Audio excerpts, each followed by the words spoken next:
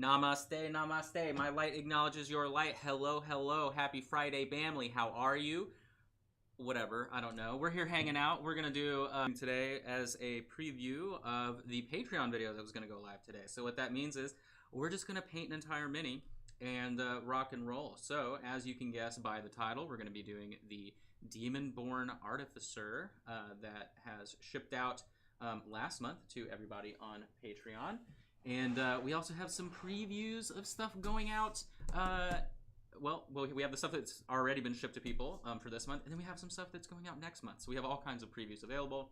A lot of different painted minis, work in progress minis that we've kind of shown off here and there, and everything in between. Let us know if audio sounds weird, if anything looks weird other than my face. Obviously, I can't adjust that. I'm very sorry. But yeah, I think we're live and alive, rocking and rolling. So shout out to Scrumbly Dumpus, shout out to Mike, shout out to Carl, shout out to who am I missing? That's it. And we got, yeah. In chat, at least for now, yeah. Yeah. Cool. But yeah, we'll wait a little bit. Let's see if I can drag my bucket of goodies here. What should we do? Okay, so let's do a little top down. So we'll show what we're going to be working on today. So we've got our awesome Artificer sculpt. Look at this. We're going to be doing red skin. And as you can see, he is absolutely packed to the non-Demonborne gills with little bits, bobs, and doodlies, okay? So part of what we're focusing on today is what is the absolute mad latticed, super alpha sigma painter way to do a bunch of details without spending a lot of time. It's pretty easy peasy lemon squeezy, but that is sort of the focus, as well as red skin. So we're gonna have fun doing that. But we also have a painted version. Ooh, we've got the Spencer paint version. Ooh, check it out, check it out.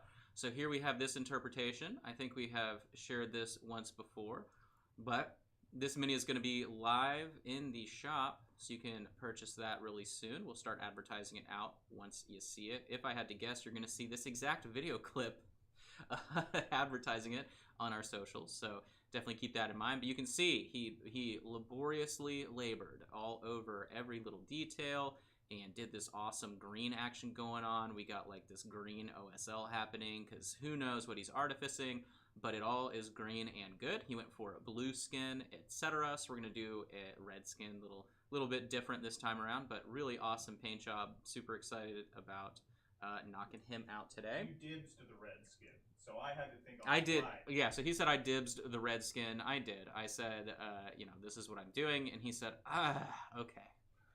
All right, but so you can see where we're going, where we're at. All right, and we'll compare them at the end. If I had to guess, obviously his is going to look better, but we will do the best we can in under, you know, a insane amount of time. And then the minis that, oh, well, actually, we have, I don't think we've shown all these off. So we had the Mimic chest, so we had this one painted up with a little bit extra love added to it. So we've got some purple lighting, a little bit of green tints here and there, but this also went out with that mini, so you can see that there looking really awesome.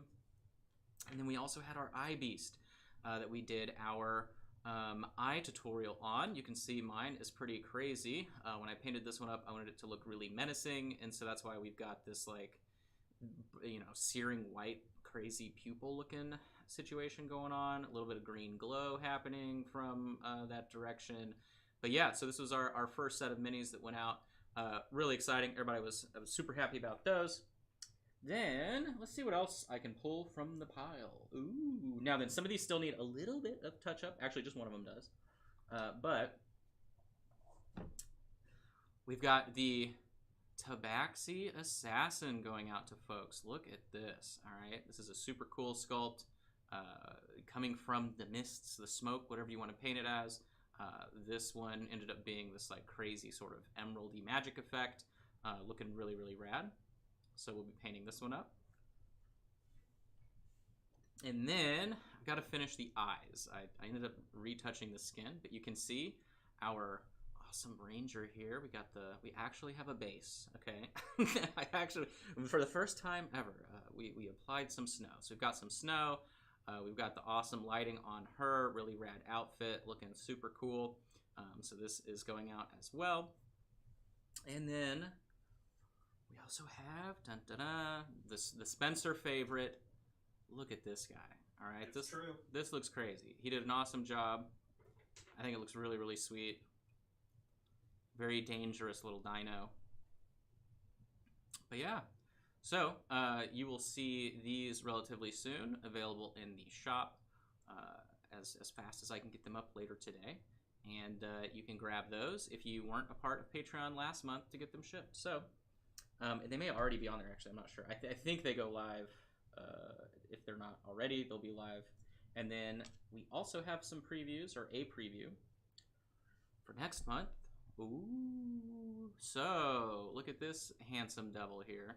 So I've been working on this one past a day or so. We can see the sweet non-metallic metal on the crazy axe. We've got a lot of different color shifting going on the paint job. On the back, we just got cloak and spiky fur, so nothing too crazy. But yeah, I know I shared this one out yesterday maybe or something, but we're working on that one. This is going to be a Patreon mini. And then the other ones that you saw as well, I know we've shared them on Instagram and on our Discord. There's the Goodest Boy Robodog, and then the masked orc axeman. Some people have called him the Phantom of the Orcra, whatever. But really, really cool set, and those are shipping in April next month. So really excited. But yeah, I'm having fun with this one. This sculpt definitely is super menacing. So hope you guys enjoyed seeing those. And then we have some other stuff that I know I've sort of shown here and there, but we're doing a lot of painting of other games right now for our paint line. So this is an MCP mini that I painted up. You can see that here using our paints. Essentially, we just want to show as many different techniques and as many different miniature games that people play utilizing our paints so that people know exactly what to expect. This paint job was actually super easy. The hardest part was just the non-metallic metal on the legs, because that just took a little bit of time.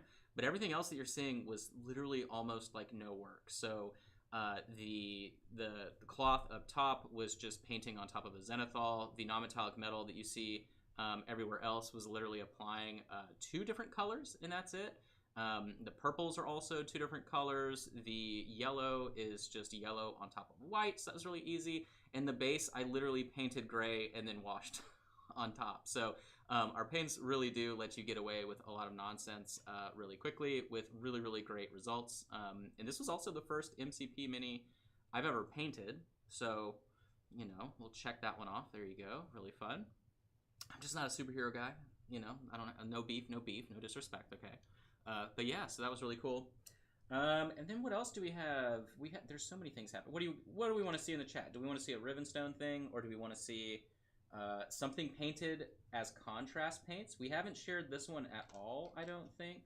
But remember, our paints do act like contrast paints. Look, in the meantime, we'll let you vote if you want to see contrast style or a Rivenstone mini.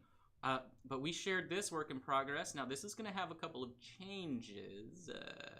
Mostly my fault, the changes that have to happen. But we have a dirt planet germ, or, we have a worm knight with some kind of magical blaster. So I know that people were super pumped when I was showing this off.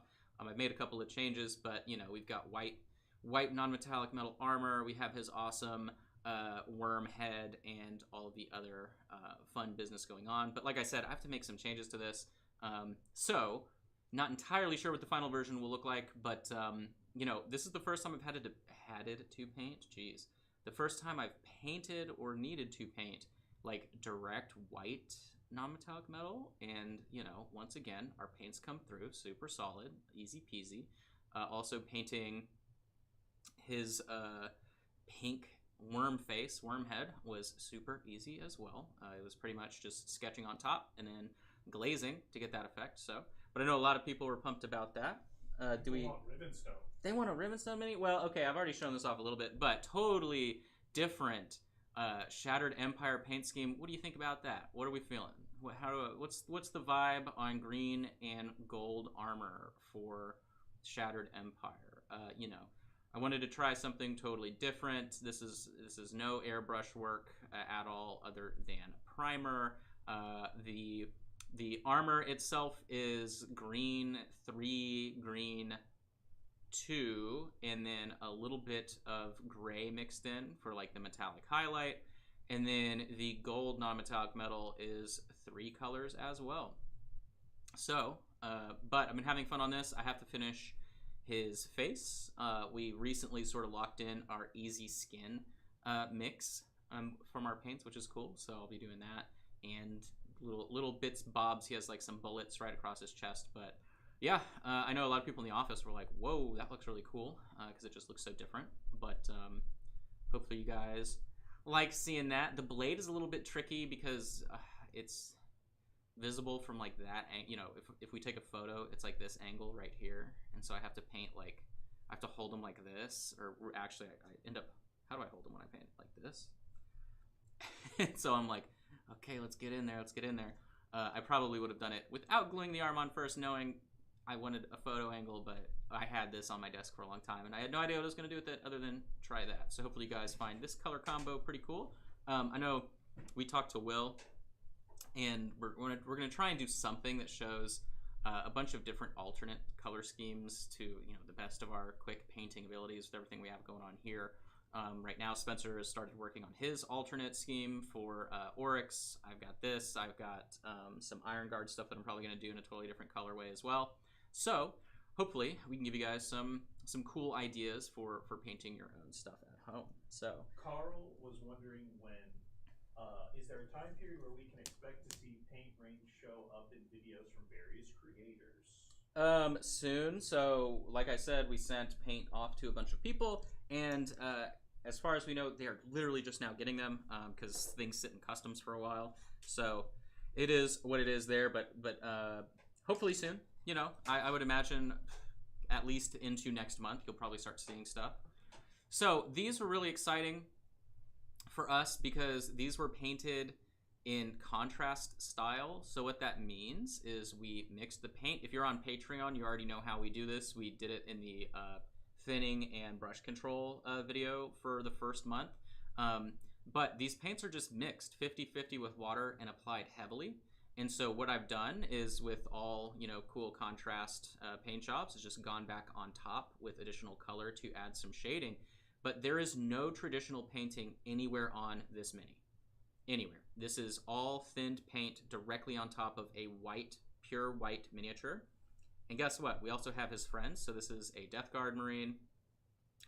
And we have some Poxwalkers. So just in case you guys were wondering if these paints worked on slap chop, on contrast style, whatever you are used to, guess what? They work. And not only do they work, the colors look so much better. So we were very excited about that. I have some Battletech minis as well that we are doing the contrast method on. How fast did you paint that too? Oh, so these two were painted at the exact same time, and it was probably, other than just waiting for stuff to dry, this is like an hour of work for these two combined. If that, I mean, like, if you're including drying time, hour and a half, I don't know, right? But if I'm painting 20 of these at the exact same time, I could probably get them done in 2 hours total, and they would look like this. It's really just like letting it dry. That's it. That's the only trick to any of the contrast style painting, is just let it dry, don't touch it, and then you come back. And then this guy specifically was also probably around that hour or hour and a half. So, and honestly, it was also like testing this out for the first time was also probably part of like me just taking a little bit longer. If I had another unit of these guys, right, I'd be able to immediately jump in and just boom. I know exactly what parts I'm hitting first, the order of operations, right? Like, you know, I knew to do at least the armor, the lighter armor color bit first, ASAP, and then I just sort of didn't know what to do next, and I would have done the metal, and then all, you know, whatever. There's always an order of operations to go fast whenever you're painting like this, but we are extremely excited to have gotten such awesome results, again, using these like contrast paints. The only trick is you just mix it with water, and then you just apply it and let it dry. That's it. You just let it sit. If you apply a lot at a time. I remember Spencer was watching me do it, and he was like, oh yeah, you do just literally throw it on, and then you let it sit and dry, and then it looks like this. So if you're doing any kind of glaze, like if you're someone that uses contrast paints very thinly, you're gonna get tea staining, stuff like that. But otherwise, if you apply it the way that we do here, easy peasy. We'll have videos of that as well before the paint lines obviously go live, anything like that. Very, very short videos like, hey, here's how you get this result, and then it'll show it literally what you look for. So, but we are super, super thrilled to be able to have a paint line that works with any kind of style. I mean, you want to do traditional painting, you want to do contrast style painting, you want to do competition painting, we don't care. We got you covered just because our paint is so highly engineered. I don't know if that's the term, but hopefully you guys enjoyed a little trip down look what we've been painting lane. That's what we got going on. I'm gonna start grabbing some colors here. If you think it's time for that, let me get our big bucket out of the way. If you have any questions about anything that I just showed, feel free to shoot them over. Spencer will yell them at me just so I know what's going on. But we're gonna do red skin. I'm just sort of looking at colors that I know we're probably gonna use here, and I will move on from there. So I'm gonna grab some copper color, silver color. Let's see. I'll probably need all the browns that we've got. Got that. I'll grab our cool white, warm white, cool. Let's see. We'll probably need. I'm gonna go for. We're gonna be doing lots of warm colors because he has red skin and everything. So I'll go for a cool black for any kind of washes. Grab a dark purple. Let's think. I mean, the obvious answer for some of this stuff is that we will need probably a greenish somewhere. Red 4. I've already got red 4 out. Okay. That was the first color I picked. Was red 4. Yeah, we a lot of the painting that we do always involves either like at least at like a not super crazy standard, some kind of purple or a like some kind of warm wash on top of everything. And I'm grabbing to kind of show you. It's not like super obvious, but if you want to go to the top-down camera. So this is with the cool black and our purple in all the recesses. So that's the kind of vibe that it gives you there if you want that kind of dramatic lighting. And then this is red 4. So we always try and do something like that because remember, none of our paints other than the black colors have black paint in them. So we always do all of our painting with as much color involved as possible, and those two colors, for whatever reason, seem to be the MVPs when it comes to giving us really good contrast and all that. Gosh, I love that axe. I'm just so happy with how that axe has turned out. So, but anyway, all right. So I'm figuring out this palette here. I think I'm probably in the ballpark of where I need to be. I think that's it. That was a lot of talking. I'm going to take a quick little drink of some coffee.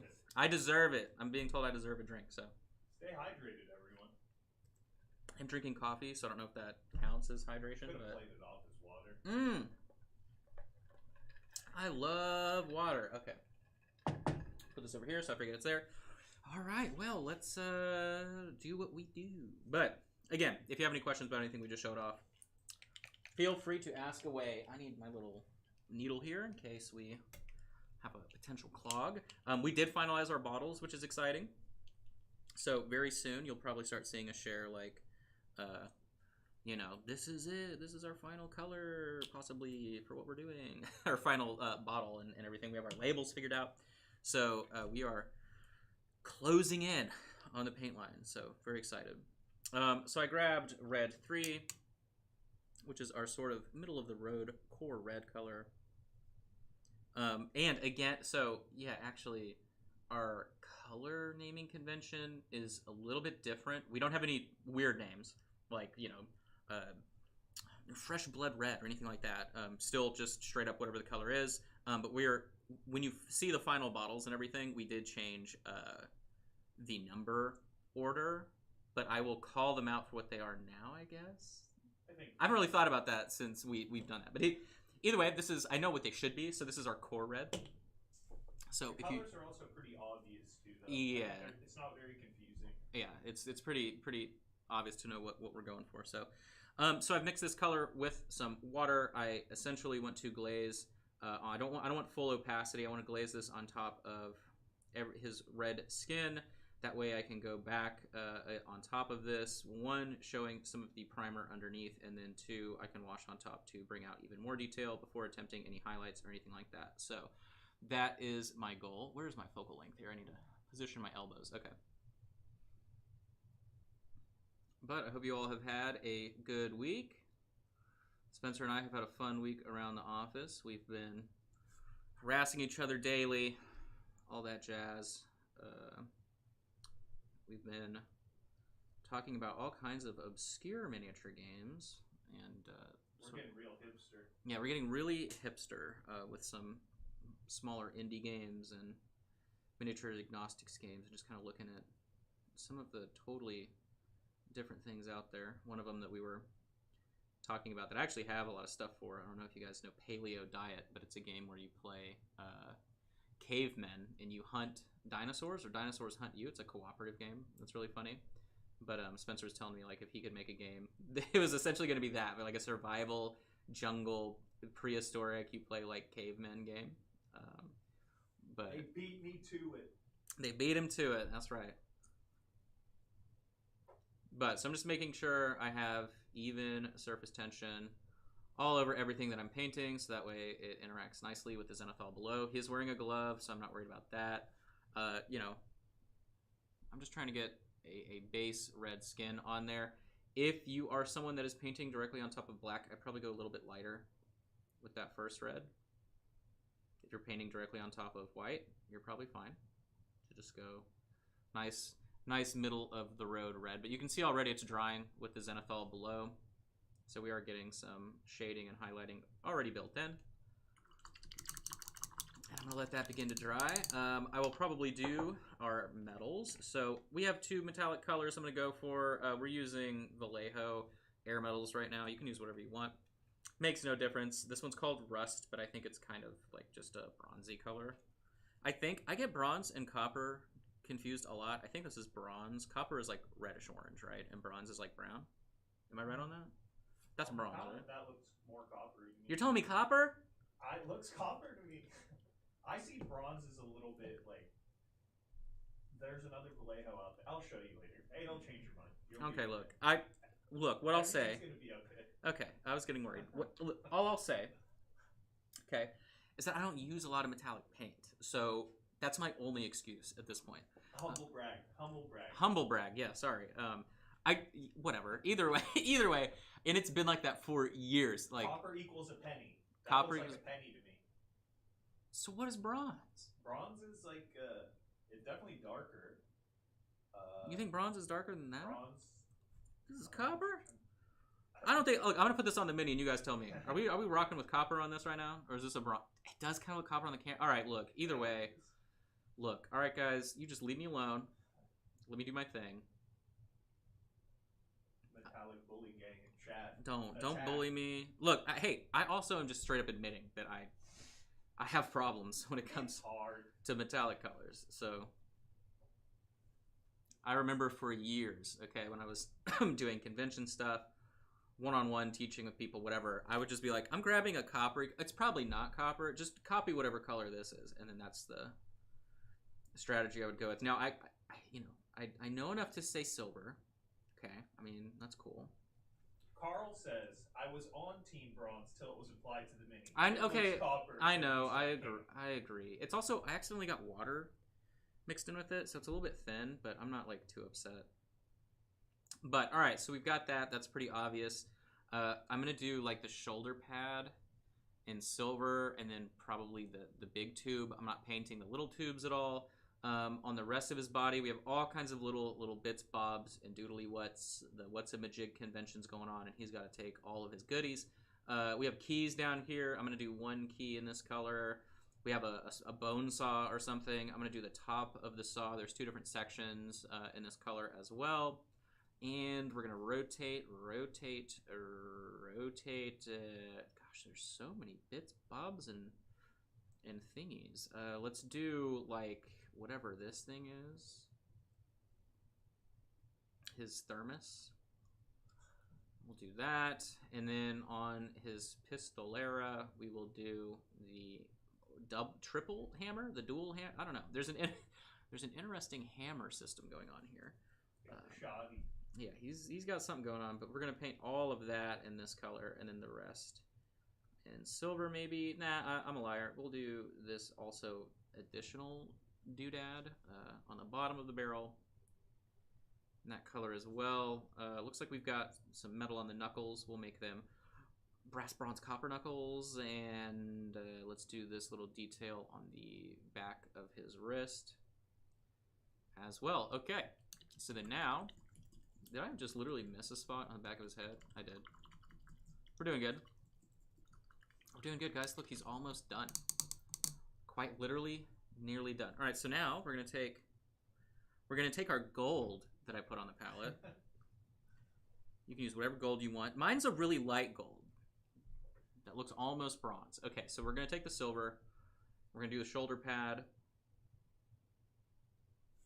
The trick really to today's lesson is we're just gonna be utilizing the same color for like almost everything that we can for a lot of these details, and then we're going to shift it with glazes or washing. So all of the rest of this metal is going to just be silver.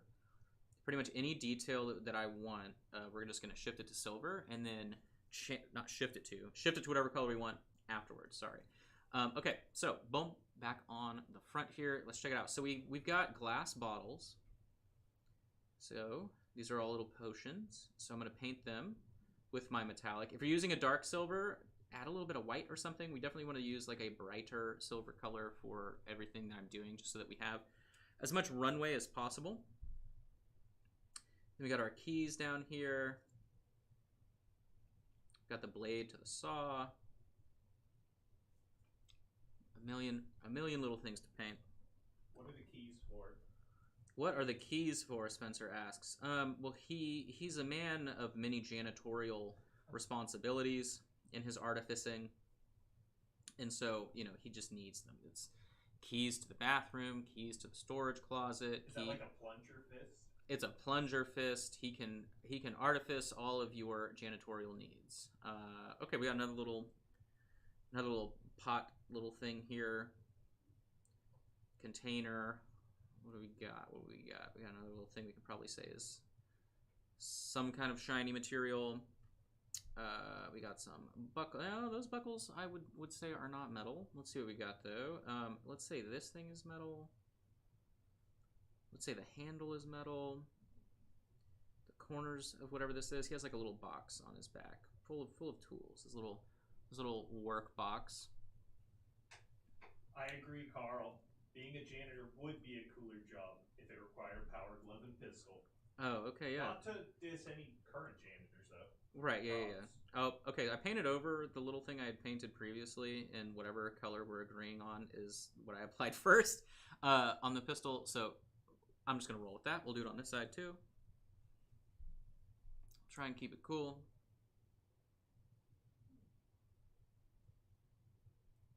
Little whoopsie action. Okay, we got that. And then I will go ahead and do the goggles.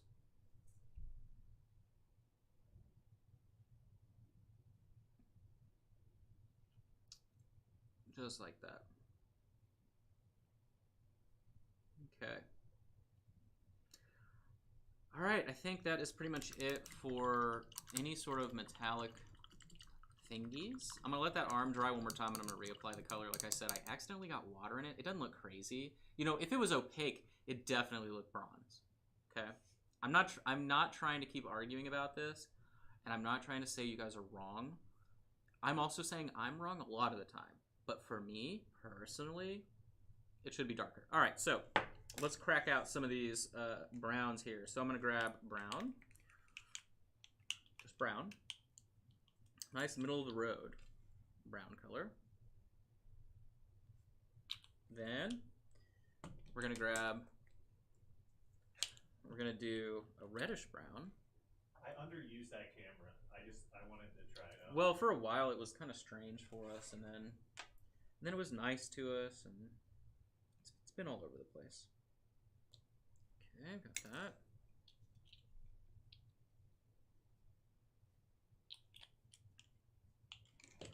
Brown, and then I'm going to grab a deep brown. Making my palette nice and symmetrical here so I can just ruin it all over the place. I do have a couple of extra palette sheets in case I completely muck it up a bunch. And then Orange 4, which is also a very fun brown. We learned that Orange 4 with some of the warm white gets you a ton of skin tones, and the deep brown plus the warm white gets you a ton of skin tones too, depending on what you're working on. So that was a nice little discovery. All right, so for I almost said something, and then I said maybe I shouldn't say something. Okay, so what I'm doing when I'm looking at this miniature is and I'm looking at the TV because I can't see it from the angle that I need it to be for you guys. I'm looking at how many different straps and bags we got going on. So with individual bags and straps, typically, depending on the style that it is, I want it to be the same color. So I would say the thing going across the chest here, right, is all going to be the same color. This is going to be a separate brown, but it'll be all the same as we go that direction. And then everything I can get away with down there will also be the same color. And then we'll have a different color across the thing there, probably a different color for the glove. And then we'll just keep working our way across the back. But I'm just going to go relatively quickly here and randomly pick what I want. So I'm going to start kind of brighter with Orange 4. And I will use this on the ones across the chest because I feel like people are going to see them more. I've only mixed this pretty much 1-to-1 with water, so that way we get a little bit of shading built in as it dries on top of our primer. That'll help us get one step closer to finished here. And this overlaps a little bit. Sorry, I had to get a weird angle for myself. So we've got that, and it goes up underneath everything else. So it like goes underneath his vest, so we can't see that anymore. That's fine. I probably don't want to use this too much anywhere else. So what we'll do is I'll say the straps across the vials on the bottom are using that. Okay, let's look at the back. Let's do this color for as much as I can get away with. So we'll say that this strap is also this color. And maybe this strap. I know that doesn't necessarily make total sense because it's attached to another strap. Look, we have a lot of straps going on here. Oh, let's do the straps under here, this color. Okay. All right. Now then, we will section out again another brown. I'm going to do sort of our just standard middle of the road brown. Mix that with a little bit of water so that, again, I can get some detail when it dries on top of the primer. And I'm going to use this for everything you see involved in his little organization pouch. So this includes the pouch itself and the handle of the objects. So everything, okay? This is where we're going to start talking about like cheating. All right, this is what I consider cheating. It's when I'm going, what can I get away with? And I know that those handles are made of wood and that the little pocket is probably leather. And so I can shift those details separately at the end. Same thing here. I'm doing the bag and the strap to his saw and the bag right next to it. Or the strap to the saw, the handle of the saw. The handle's wood. Obviously, the bag and belt is all leather. So I'm going to cheat my way across there. Let's see. On to this. I'm going to get behind the bottle. The bottle we're probably just going to paint one random color and then wash that down. The bag next to it, separate brown. Or whatever, separate back to the brown we're using. You understand what's going on here. Across the back, all of these bags, like so. The V-strap thing here. Let's do this strap. See what else we got. This is like a powder horn, another strap. Lots of goodies. When you artifice, you got to have a lot of things. Okay, we got that. There's also some kind of wooden handle here. Oh, it's a hammer. I thought that was like a powder horn. I couldn't tell what I was looking at. Cool. Cool. All right, so we've done a lot of the base coating on those details. Now then, I think that whatever insert metallic color here, that's pretty much dry. So I'm going to go back one more time to make it more opaque because I'm really good at painting, and I love accidentally mixing water in with my metals so that they don't cover very well. But there we go. We will reapply the base coat on that guy. It's tough with those because they're already pretty thin. Yeah, the Vallejo metal airs are already kind of thin, so if you mix water with them accidentally, you're like, oh, now it's really thin. But the coverage is still cool, and it's, you know, the difference with these is they're just very, like, shiny, I guess, is the best way to think about it. All right, so now I'm going to grab our deep brown. We're going to go in and do the across the chest one, because I feel like that's going to show a lot better. Help break up whatever we got going on in that space.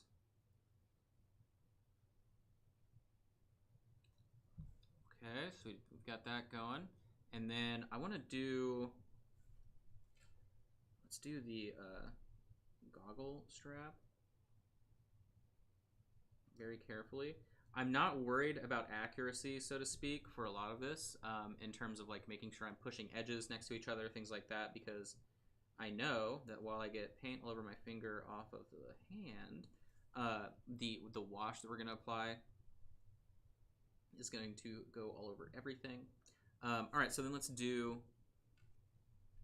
what do we have here? We have straps on the bedroll. I'll slap some paint on. Actually, I'm going to do the whole bedroll in this brown because I know that I can cheat on top. This color is going to be dark enough that I can apply another color on top, and it'll just look like it was shaded. It won't like look like, you know, it was painted brown.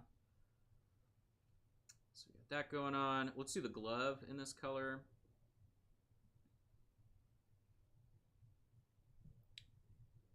Keep cranking here.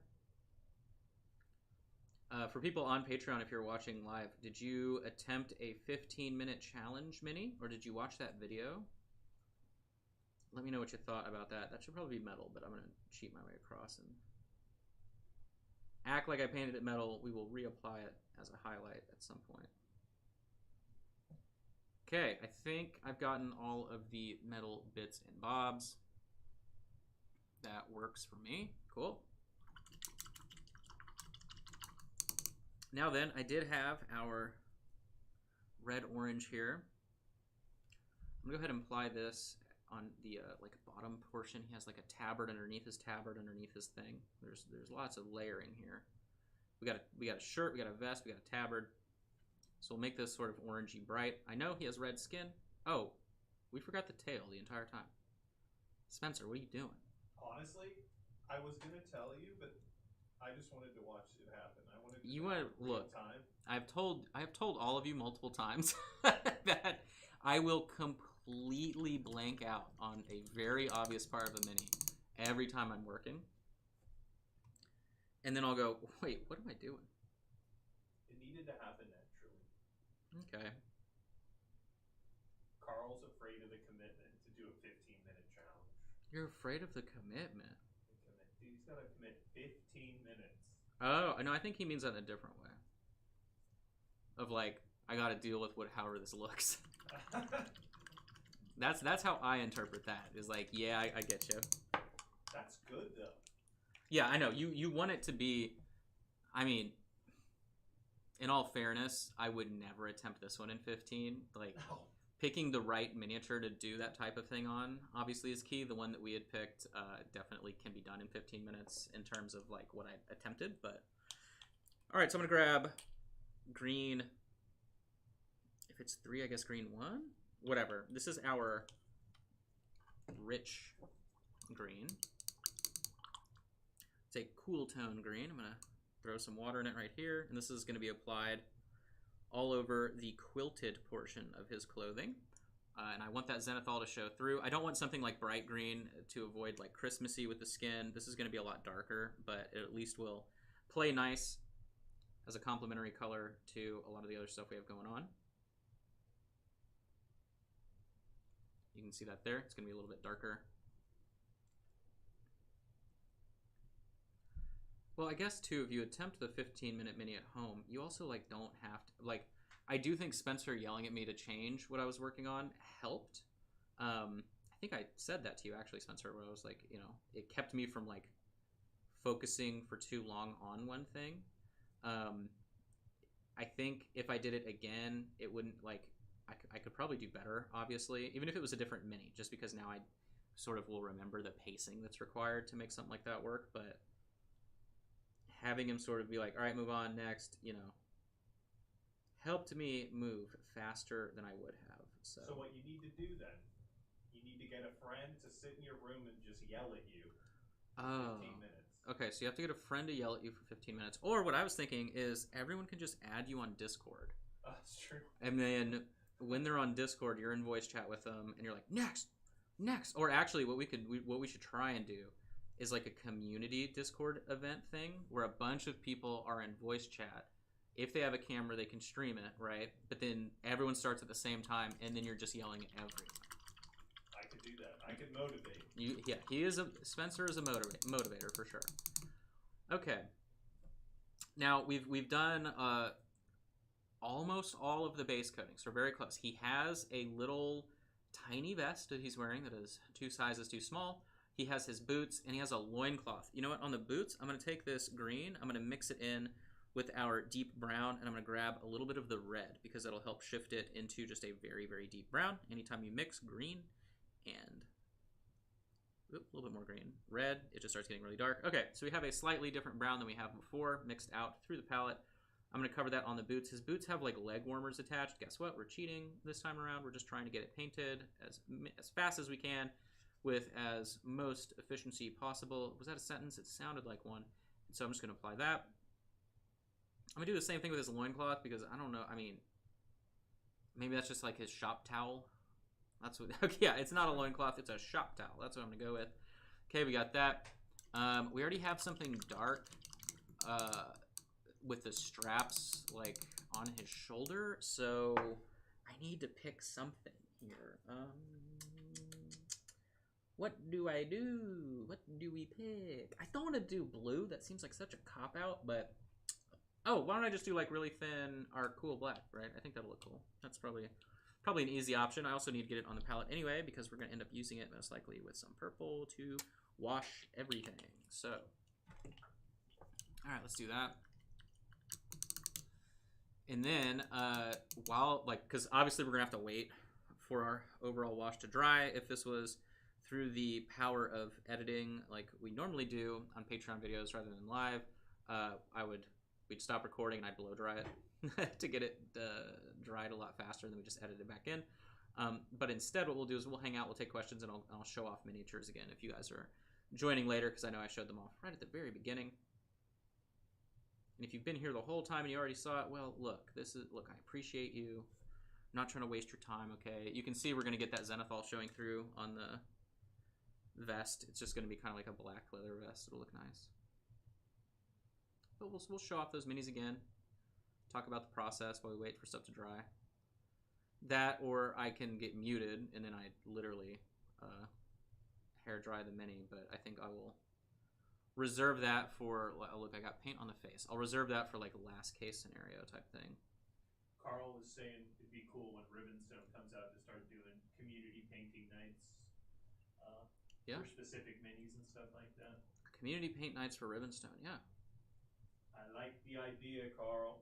Yeah, I think that is a possible thing we can do.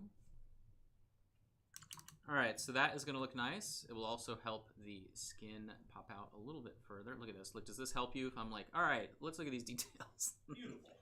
Upside down, backwards, all good. Alright, so everything is almost there. There are a few things I haven't touched, but guess what? At this stage, I don't care because, well, I guess the box I'll mess with. I'll just take regular brown. Once I hit sort of a critical mass of like as many different things base coated as we have here, I know that like the wash is going to end up hiding a lot of it. It's not going to look like you didn't paint stuff. It's just you sort of hit a level where you're like, I don't need to do really anything else. So, okay, we have that.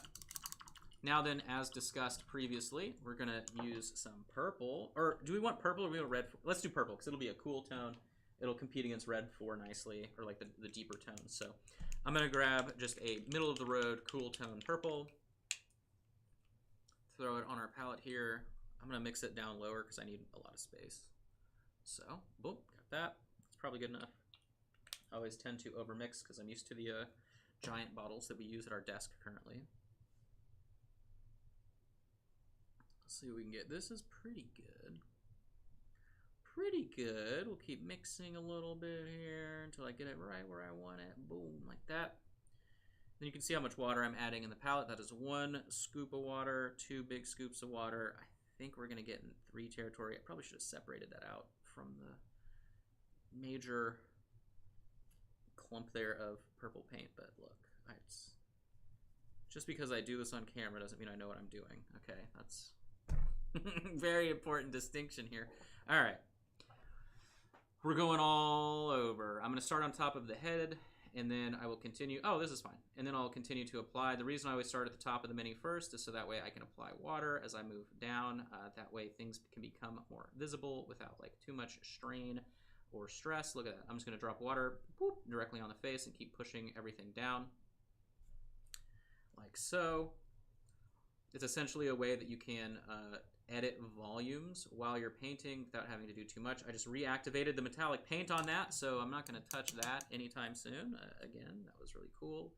I love it. Just because I am painting on camera doesn't mean I know what I'm doing. Just sort of say something with confidence. Just do it with confidence, and hopefully it'll work out. Essentially what this is going to do, it's going to give us additional shading on top of everything while unifying our palette. That is always the main goal. Anytime you're doing a color wash, anything like that, obviously you have to do a color that is darker than the majority of the colors you're using. I would say the deep brown is actually darker than what we're doing here, but I don't think it will make much of a difference as everything dries. And then we can just go into that final stage of literally detailing out everything that we want. We can ignore stuff. We can highlight things a little bit more than others to draw attention to things more than others. There are all kinds of little tricks that we'll be doing to speed up the painting process once this dries. So, but again, I'm really just looking at like where I want this to land so I can simulate more volumes anywhere I want. And I can also remix the color to be a little bit deeper and darker as well in certain areas. So that is all I'm doing here. This is pretty run-of-the-mill stuff for us in the studio. Depending on what we're painting, Spencer knows. It'll just be like, yeah, throw a wash on it, and then this is what I mean. A lot of people that aren't used to sort of like mixing on the palette, whenever you think of applying a wash, you think of it as a noun, right? Like I bought a wash or an ink or a shade, whatever it is. I always have taught people over the years that you should think of terms like wash and glaze as verbs and not nouns, because it will liberate and speed up your painting process. Also, it will help your wallet because you won't be spending money on a ton of stuff, unless you really want it, right? Not a big deal. But you get a lot more options. Yeah, you just get way more options in terms of what you can do with the materials you have at home. So now I'm pulling out a lot of the wash where it may have sort of cooled up more. So around these keys, bottom side of like his little skirt area, just like that. I want a little bit more of this black on that shoulder, so I'm going to make a wash just directly out of the black onto the shoulder like that. So it's a little bit more blue. Again, on the piping. A little bit more on the gun. Boom, and there you go. So, through the magic of gravity and air, we're gonna let that dry. Okay, so while we're waiting on that, I'm not gonna air dry it unless it takes like more than a few minutes, but we'll go back over some minis. So, very similar to the consistency to what we're using there. You can get results like this if you're painting purely on top of white. So, that purple is probably a little bit strong. I don't know exactly, like, I do, it'd be nice if I had brought in a primed, actually, Spencer. Yes, sir. I might have a white primed Tourniver in our shelf of things in the corner. It's probably either below or right above all the painted Tournivers. White prime. White prime. So he's going to go search and see if he can find one, and I can do a little demo to show you guys sort of what I'm talking about. Whenever I'm talking about contrast style, whenever we're using our paints.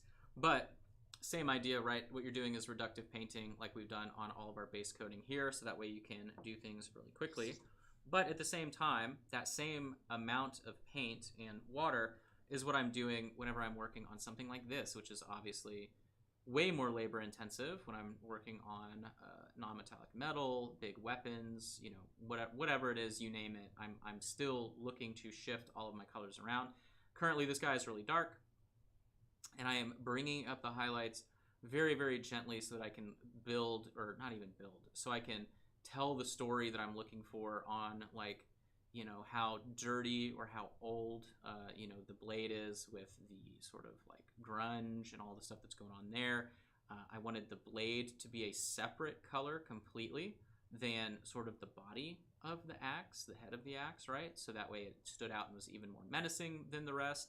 I actually used our cool white and cool black for the edge, and then the warm black and warm white for everything else, including the rest of his armor that isn't really rendered out. But so I wanted it to be a literal different color temperature so that it just looked like it just stands out. You know, that's kind of using color theory to help kind of push along the things you're working on. I'm pretty sure Spencer used an all-over wash on this version. I don't quite remember. When he comes back, I can ask. I think it was a darker purple. He just did less of it.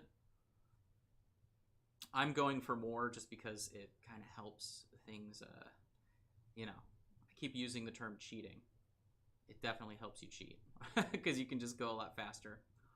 Now, the green glow we did with an airbrush at the end, just to tie into all of his bits and bobs. But you can even see too, right? Like as dynamic of a paint job as his was, he used like the same, I think he used orange for and then highlighted it up, but he used the same leather color for all of the leather, right? We separated ours out a little bit, but it's just to sort of help break things up visually. But he also spent a lot longer on this than we're going to on this one today. So hopefully that gives you an idea. Or in the instance of this guy, it's actually orange underneath. Oh, shove it to me. It's too far away, Spencer. Spencer! He's messing with me. Okay. All right, so we have a extra purely white primed Tourniveer. Okay. Now he's covered in metal, so I'm gonna get a little bit of the cool white. So I'll show you some very quick and cheaty non-metallic metal with him. I was wondering, Spencer, did you do a wash on your Artificer? I definitely did. Okay, I thought so. I couldn't remember exactly what it was. You can see he's drying pretty quickly. Well, still looks really wet, but he is drying. Okay. My allergies have been really bad lately, and so I'm getting to the portion of talking for like, how long have we been streaming? Like an hour? Yep. Okay. Hour and 50 seconds. See, I have an internal clock from years of doing this. And usually if I'm talking the entire time, I start to lose my voice at about this point. So, okay. Now then, this is really the consistency we look for. It's that 1-to-1. And I'm just going to apply it all over these metal bits here. I'm going to actually mix in a little bit more of the black. It's a little bit too bright than I prefer. But you literally just apply it nice and heavily like this. And you always want to make sure you have even surface tension. You're applying quite a bit at once. This is how I did the metals for the Death Guard. Big Terminator guy. Exactly the same.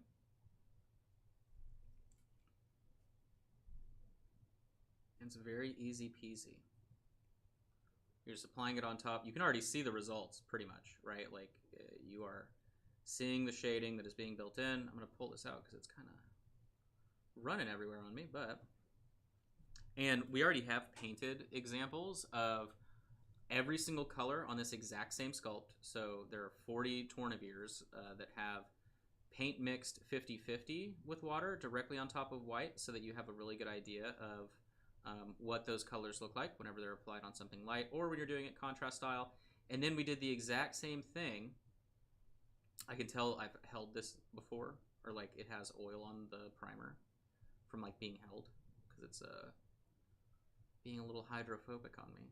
But we literally, gosh, I had like 180 of these things or something, or 120. I don't remember exactly that we had produced so that I could do them. But then we have it directly on top of black paint applied by hand. So it's not complete perfect coverage, but it's like impressive enough just to show you what those paints look like when you're applying it on top of black. So, you know, I really wanted it was important to me for us to be able to show like what you can expect with these paints in realistic situations, right? Not everybody has an airbrush. I would say the majority of people don't. And so you're working on top of like slap chop or black primer, or you prime everything in white. But you can see already that, I mean, just look at how this is drying. As like non-metallic metal, it's completely cheaty because you can just do edge highlights and it's going to look good. But we can also show, let's do this red because this red looks really nice when it dries too. So I'm going to do the same thing. Get a bunch on the palette. Mix in some water here. And we'll do the cape. There's probably going to be oil. Yep. It's like a little hydrophobic right there because that's probably where people have been touching them the most. But I'll keep pushing it all over.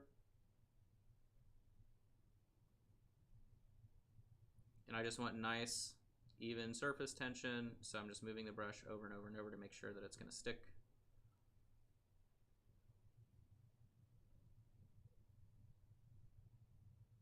There we go. Oh, look at that. It is mixing in with the metal color we did there, but that's all right. Wet blend going. Got a little wet blend going on.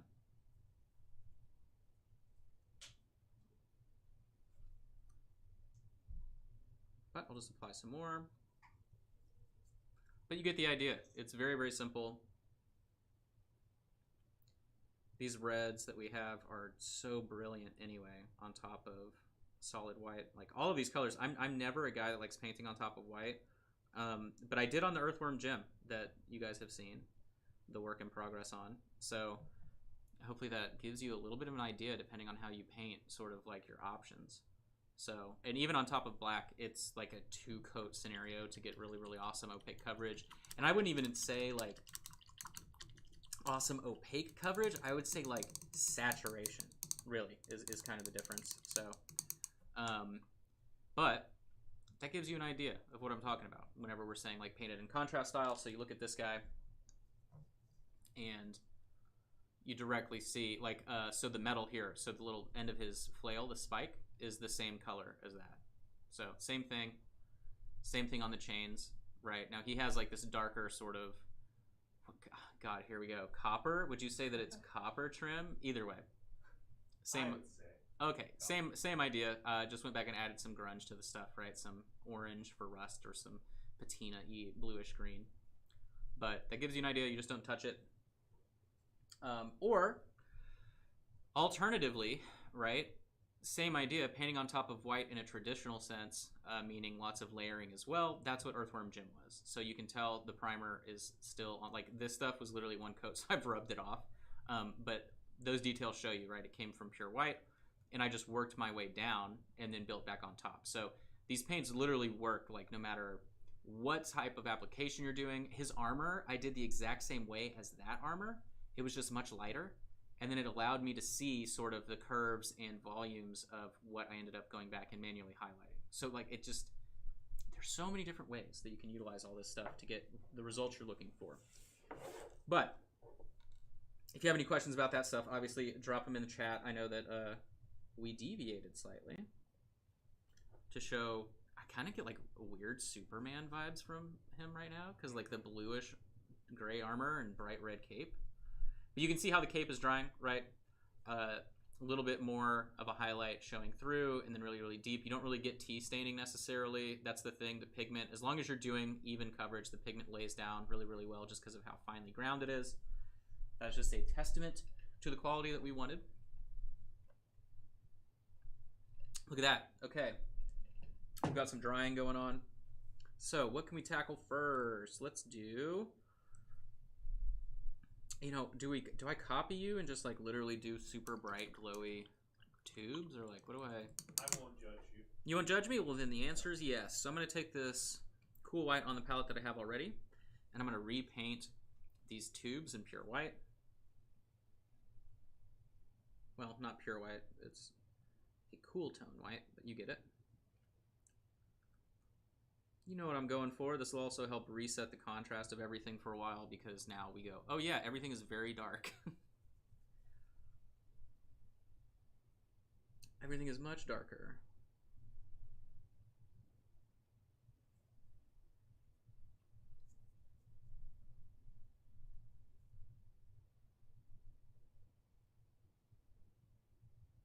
Okay, so we'll let that dry. I'm trying to think what else I might want to apply some white to, and then we kind of go bright with, but I think that is kind of it. We're gonna probably cheat on all of the bottles and everything, so.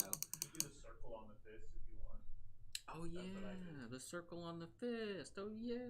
The source of the power. Oh yeah, we'll just mix it with the metal paint that was like still in there with the wash and everything too. Yeah, perfect, perfect. Here, we'll drop more in there. Wow, there you go. All right, so we'll let that dry. Let's do his little tiny vest is pretty dry, so I'm gonna remix, but a similar color that we have already up here from that dark sort of bluish gray. Do the same thing, relatively thin, and I'm just gonna go and do edges on it. I want it to retain as much of that sort of like pre-shading that we got from the zenithal below and the wash. There's actually like metal paint that I can see that's like coming through some of these areas. From He's an artificer. It's fine. He's got metal dust all over him, right? Is that the idea? I think so. I appreciate Spencer's enthusiasm. PMA. Positive mental attitude. PMA. And then what I'll do is, actually, we're just going to kind of do some sketchy stuff here, too. We haven't done that yet. So whenever I'm painting, most of the time I do stuff like this. So I'm just going to literally block out this entire section as a highlight. And then I did the edge, and we'll do the buttons. There's like a hair stuck to the end of my finger here. That's going to drive me crazy. I'm going to fix that here in a second. I have a really weird split nail. Somebody had commented on this. So I have a nail, my middle fingernail breaks down the center constantly, and it just looks weird. And so I always cover it with this little bit of medical tape. I'm not like, because now it's been months that I've been doing that.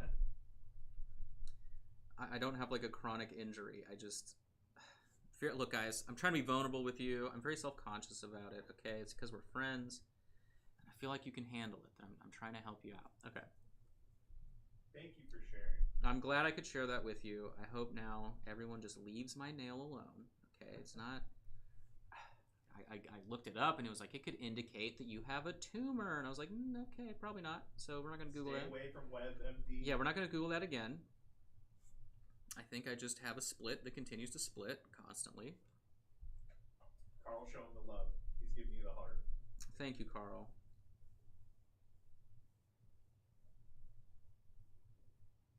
So I'm just going real obvious brush strokes here, and what I'll do is glaze back down to bridge the gap, so to speak, on that highlight. Using the edge of my brush here to hit these folds. On the other side, and it's really not that bright either. I mean, it's like a middle tone gray, so let that dry for a second or two.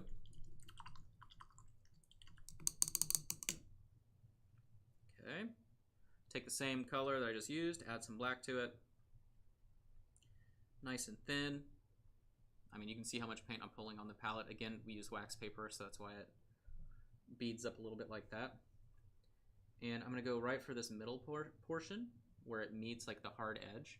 And I'm just glazing on top of that. And that's how I'm going to create a little bit more of a transition between the two colors. Just like that. It won't be perfectly smooth, but it will be much smoother than what it was before. And because of the grind of pigment in our paints, it just is nicer to do that with. I know Spencer has noticed the difference.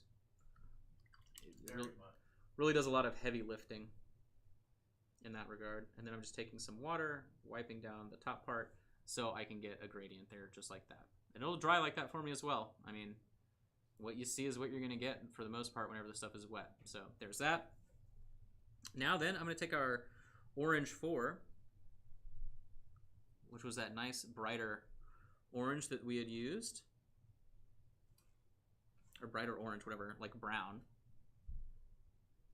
I'm going to go back to the bags.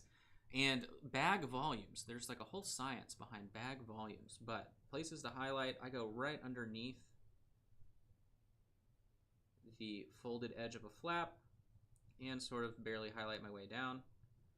The reason I do that is just because it shows that there is a separation in that shape.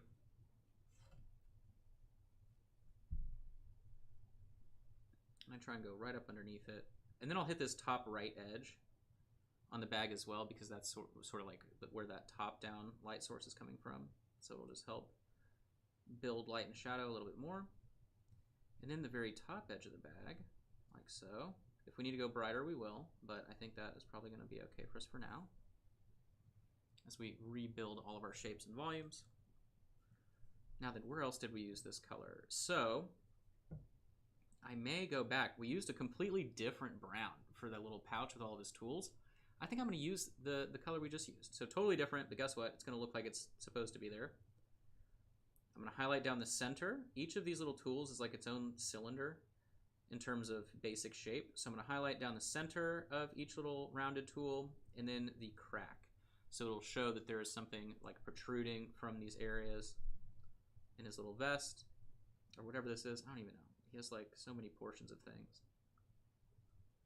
And then I'm not going to touch the handles of the tools again for now. I'm going to leave them darker. Remember, the goal here is how do you tackle something with a billion things as fast as you can. And part of it is, well, you just separate it with color and volume, and then that's it. So try and keeping it simple. Okay, so I'm going to take our standard brown, and I'm going to hit these. Oh, you know what? I'm going to wait. I was going to hit the little... Oh, no, it's probably fine. I'm going to glaze the color on top of our bottles. So I'm going to hit the ropes on our bottles, whatever they are, little tie downs. Make sure the corks are painted.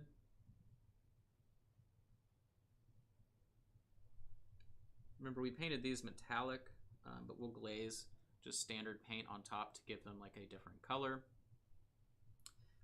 What else can we do? Let's do same thing here. We'll paint the corks on these bottles with our standard. Okay, we'll use the finger wipe method there to fix that. Tops of these corks.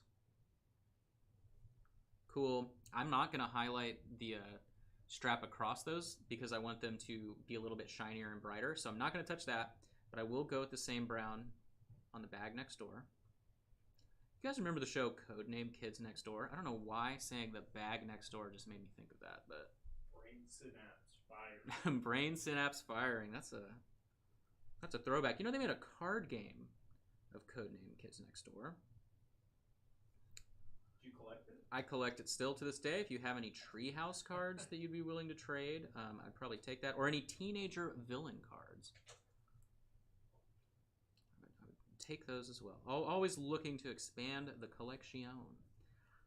Backstraps, everything like that, I'm not super concerned currently, mostly because it's all in shadow. I'm going to hit the top of these bags, and I'm going to call it happily done on that portion. All right, so you can see we're starting to piece things back out. They're starting to exist more. I'm going to take a little bit of our cool white, mix it in with the orange 4 color, the color we just used for everything. Or wait, was that orange 4? Yeah. So I'm going back with the orange 4, a little bit brighter, and this is going to detail out all of our bags for real, for real. So I'm going to hit the top right corners of each of these little bags. Very small little pop, but enough to help you go, oh, okay, so we have light coming from the top right. And then same idea, I'm going to go up underneath top right corner of each flap down the right hand side like this, and you can see it already. It's just literally building and defining the shape out just like that. On the tool holder, I'm going to go across the top edge down a little bit. I feel like the palette cam just like fritzed. It did. Okay, that was the weirdest sensation. Yeah. So we're just separating stuff out. Where else? Let's do the top of this guy. Now this is a separate brown, but I'm not too worried. I'll do it on the handle. Now I didn't highlight the handle at all on our little saw there. I'll do the top of this tool, top of this tool, top of that tool, but they're still dark. They still have definition from the wash, right? But I'm not really worried about it. Top of this belt here, top of this guy, top of this bag, top edge of this bag, top edge of that bag, nothing else though. Rotating around, maybe top edge of this bag, and that's it. We're just very quickly and simply separating out some of these different objects. And I mean, all that definition's back now, right? Would you say? I think so. Would you say? Confident. Let me put it like in front of me. Oh yeah, it is. Okay. Sometimes it's hard. Sometimes I like. So actually, can you do the side camera? Yeah. Okay. So if you're wondering how I paint, all right, on camera, it is like this. Here, can you do top down real quick? Okay. So yeah, and then go to the side camera. So this is the angle. Let me rotate it like that. So that's how I'm painting the majority of the time. And then I have to tilt it like that a little bit. And then I look at the monitor in front of me. And that's while I'm painting. Because Spencer's seen me do that too. So when I did the eye video and I was dotting stuff, I was doing it like looking at a TV screen, not my hand. So that takes a little bit of wiggle room. And then just now, when I was like, wait a minute, let me actually see what I'm looking at, I went like this. Just like brought it here. I'm like, oh, okay, yeah, looks good. So now you know. Now you know there's a little bit of Painting hard mode. yeah, there's some complication in terms of what I do here. Okay, so I'm gonna take our green, add a little bit of cool white to it because I don't want to go like neon green. I like this forest green. I just want it to be brighter so it acts like a little highlight. It'll be a sort of I mean, that looks really bright, but I'm gonna get the majority of it off of my brush, and then I'm gonna hit the top edges of some of these little diamonds.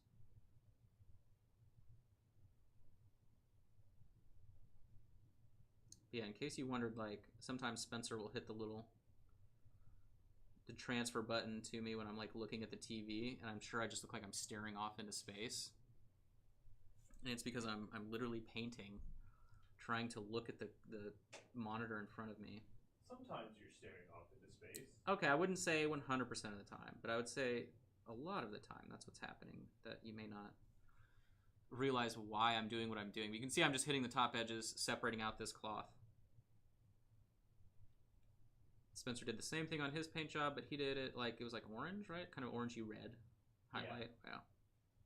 Red cloth. Red kick. Yeah. Carl says by lying down glasses. Lying down glass. Are those the ones that they flip? have, like, they angle. Oh, you mean the glasses like Ray J made?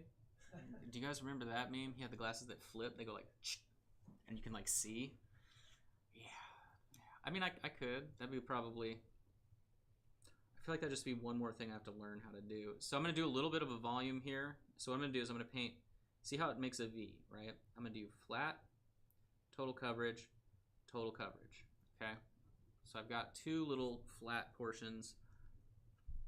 Then I'm gonna do the top edge. Just like that, bridge them, and then the bottom edge, just using the side of the brush. Reason I'm doing that, it makes it look like the light is collecting towards the bottom. It also just looks better. Look at that. See? So now we have, it increases the effort appearance of a paint job by like 10%. And then you can just hit your edges as you would normally. Okay, and then top edge of this guy, this guy, this guy, sort of bottom edge of this one because it disappears. But now we have just added more visual interest. On this side, it's all kinds of messed up, so I'm just gonna do like solid blob there, and then our edges.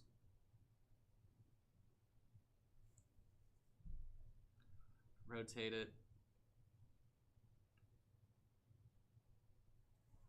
Okay, what else can we see towards the back? That is all gonna be dark and shadow, so guess what? I'm not painting it. I'm not painting it, you can't make me. All right, so I feel like that is fine. We've got that separated out. Let's do, I'm gonna take our deep brown and add white to it. I'm gonna add a little bit of our cool black. What I'm looking for is a really neutral kind of cool tone brown to highlight up the darker brown that we used. So right here, what I'm looking to do is pretty much outline. Oh, that I don't know if that shows up that much. So Spencer, you're gonna have to. See it. Okay. Again, my angle is very weird that I paint at. So go across the top here.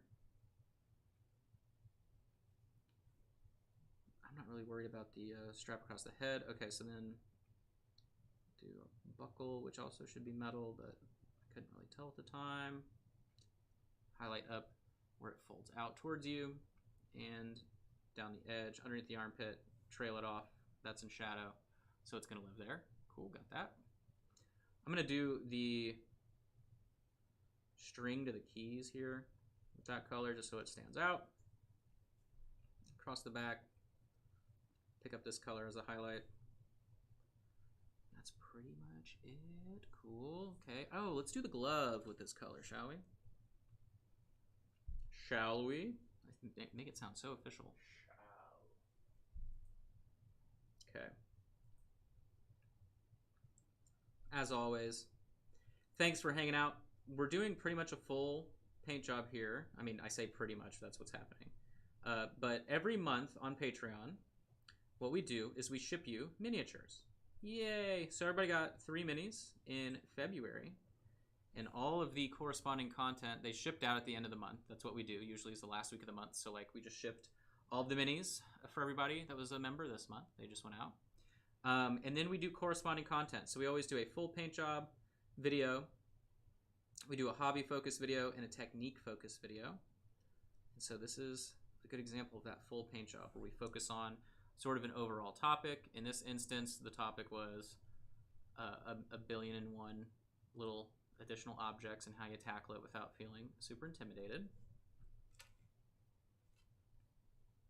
Wedge is my hero says that this paint job is magical. It's magical. Well, I appreciate it. GD magical. Oh, wow. Very, very intense. Well, I appreciate that. I made this color a little bit brighter, so that way I can do the tips and the knuckles on the finger there, just so they stand out a little bit more. But nothing insane. Okay. So you've got that. We're just picking through all of our details here. So let's take our red that we initially used as the base coat. It's in our 1-to-1 mix of water. I'm not really applying it as a ton of paint like the contrast style. I just want a little bit at a time. You can see me checking on my glove here. And what I'm doing is I'm looking for all of the volumes that weren't really touched as much by our wash. And since these biceps are round, that means I need like a rounded highlight. I'll hit a little bit of the bottom bicep portion. What is it? Tricep is beneath or above? Meat sep. The meat sep? Okay. You can't see, but Spencer is actually, he just took his shirt off and he's flexing. I'm not really seeing the same muscles, but I'm seeing muscle, I guess. He's trying to health class me right now. I didn't really sign up for that. You can see I'm rendering out our muscles again.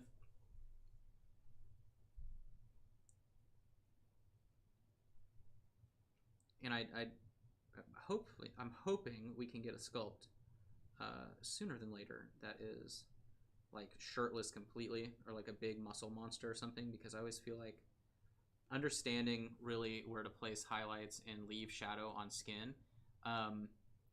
it's not hard. So like I feel like it actually makes painting skin easier for most people than like trying to add a wash and go back and like reline features and stuff, because you end up painting less things in the long run if you know where to place highlights and stuff. And the wash lies to you sometimes. I think that's what fakes out new painters. Yeah, sometimes you think like, okay, now the wash light hit here, so I need a highlight there, whatever. That isn't always the case most of the time. So I'm just using the side of my brush to hit these ridges. Because it's small detail, that's what I'm going to go for in the first place. Then, moving into the face, so the angle on this is going to be a little bit hard for me. I got to sit like a weirdo to arch over. So I always go for top of the eyebrows, down the bridge of the nose. Okay, here we go. So then I'm going to hit the tear duct and go up underneath across the cheek, tear duct, up underneath across the cheek, Then I go down from the tear duct to the bottom corner of the mouth, down from the tear duct, bottom corner of the mouth, across the chin, top lip. That's always my highlight pattern when I'm going fast on faces. It is going to give you, at least from a little bit of a distance, the most realistic highlight. And then depending on how big the face is, you go back and you do the square portion of the jaw. So I did that there. It doesn't really look like much because that's our first pass of reapplying color after that wash, but whenever we start highlighting further, it will pick out more. So there you go. We're starting off there. I need a drink. I'm like dying, so forgive me, please. Please forgive. You're forgiven. I'm glad Spencer doesn't change the camera because I'm drinking out of a bowl like a dog. This was a respect thing. Remember when we were learning? I was learning how to use the camera, and I remember one time you're like, "Hey, let's relax on showing." Yeah, don't. If I'm drinking, I need you to chill. Okay. Don't embarrass me. How dare you? Okay. I do want to show you this because it's dry now. So there you go. Look at that cloak. That looks good. I mean, look. If we're being real, okay, and you got 1,000 things, and you're a DM, all right, or you're playing Conquest, okay. I'm not saying I have a Conquest army I have to paint, but there is one that I have to paint. And I'm not saying Spencer has one or like multiple people in the building that work here now have one to paint. But when you have a lot of stuff to paint, I don't play any mass army games, so like now I'm like, great, I've got all these things to paint. But if this is the quality of coat of something that you're looking for to paint things quickly, sign me up, right? If I'm trying to cheat and do non-metallic metal and I get this kind of result by doing literal one pass and then I can do edges, sign me up. I mean, it just makes it just makes sense. It makes sense. You want to see a really bright color? I want to see a really bright color. You want to see a really bright color? I'm gonna take one of our greens here. We're gonna give him like a crazy green sword. Who doesn't love a good crazy green sword? Now these aren't fluorescents. We do have fluorescent paint that we have ready to rock as well. But I'm going to apply this, same as I applied everything else. Look at that color, though. You're a madman. Ooh. Ooh, look at that. Come on now. Look at that blade. If you're trying to paint, look, I'm going to do it behind the black of my hand there. Look at that. You're trying to paint an assassin with some crazy magic weapon? Look at that thing. And it'll be so smooth when it dries, too, because, you know, the paint's just good. The proof is in the pudding. So that's the thing. We're trying to intentionally show as many applications of this paint as we can to people all the time. So that way, you know, there's so many different paint products that come out, and like they always have one specific use, which is whatever. That's cool. I understand why companies end up doing that. However, I don't always think that it's like it doesn't really help people at all if you're not able to immediately understand like how you're going to use it. You know, sometimes they only show off like the best paint jobs in the world, things like that, and you're like, well, I can't paint like that. What good does that do for me? And instead with us, it's like, no, we want to show you how it's applied over a certain primer, how you can apply it very quickly on things, whatever. And that way I'm thinking people will get a really good idea of how they'll use it. So I'm taking our really super bright saturated red, mixing it about 50-50 with the previous red. We're going to start highlighting up all of our volumes in the skin. I don't want to use any white mixing into the skin or anything like that, because then we're going to start getting pink. You know, to quote a good friend of mine who's really good at painting, one of my inspirations every day when I wake up, keeps me going, my buddy Spencer here, okay? A few days ago he said, painting red is actually about the shadows. I'm pretty sure that's what he said. He's doing a little he's doing a little victory lap now in the studio. He was like, I don't know what you're about to quote from me. I say a lot of wild things every day. But it's true. You know, a mistake that people will make pretty frequently is they're like, okay, I need to highlight my red skin. And they start like blasting off from a really bright red already into an orange, into like a pink or something. When in reality, the darker you can stay for as long as you can, it will help you retain that red. So you're not going to desaturate yourself or go super orange or anything like that. You can stay really, really red. You just have to utilize your shadows a lot more. And so that's pretty much what we're doing in this arm. Oh, right. We've got a tail. It's Right. pretty low. Right. I mean, it's low, but It's a little. he's got a tail. Look, we keep neglecting the... I'm so sorry. Talking about the shades, though, we do have a couple colors that are good for red shades. I feel like, obviously, red 4 and a bunch of our purples look really nice. And Yes, so Spencer was saying, in case it was super quiet, we still don't have a mic in here. Just, you know, we're always struggle busing, but with our reds, our red 4 obviously is super awesome because it's a cool tone red. It sounds crazy, I know. Just trust us. So you can apply that as a shadow 99% of the time. And then, yeah, some of our purples also rock as well. Or you can even do like our darkest green as a shade, which I pulled off the other day. And that works super well too. So we have a lot of tricks in the chamber when it comes to helping you sort of get good results pretty quickly, because that was the whole idea, was baking in color theory to make your life easier. So I'm going to go a little bit brighter with our brighter red mix color here.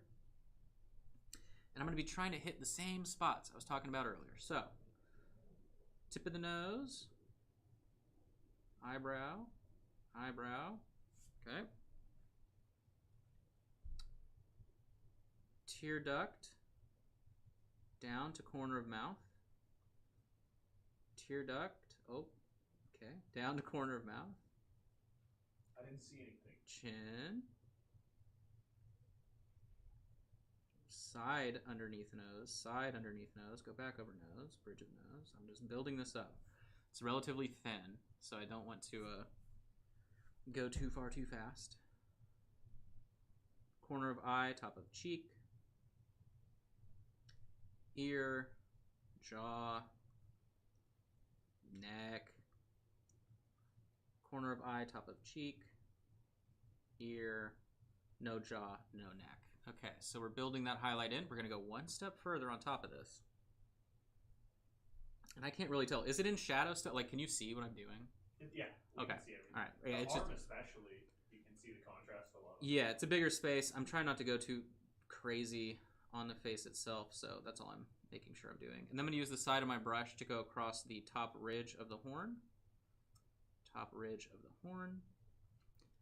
I'm wiping the majority of the paint off of my brush like that, and then dragging with the side of the brush to get these ridges. That's pretty much as close to dry brushing as you'll ever see me do. Is like a wet dry brush with the side of my brush, or over brushing as it's called.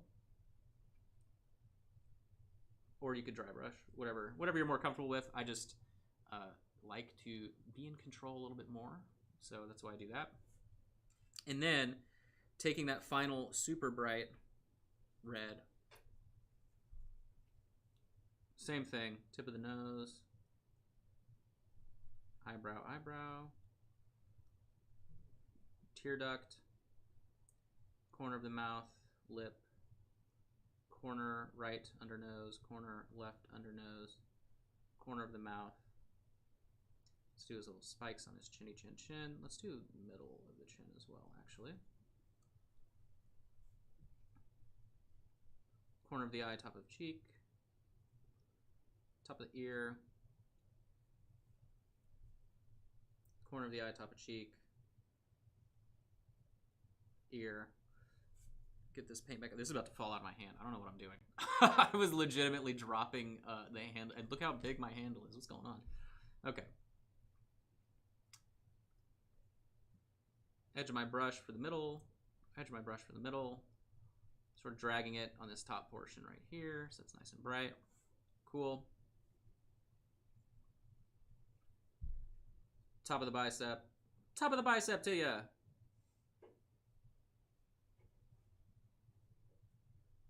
I don't want to hit the rest of the arm though with that. I'm just gonna do that top part. Top of the arm here. People that used to watch my streams a long time ago remember the top of the joke I would do every time. I would say there was a viewer that always watched. He was there every day, and every single time I would greet him anytime I had to paint the top of something. Just to see. I wouldn't see if he was there otherwise. I would say, oh, top of the morning, and then he was there. So it's an old Josh throwback. All right, so we've got that going on. Now then, let's use, I'm going to copy Spencer because he's so cool and just such a nice, swift, cool guy.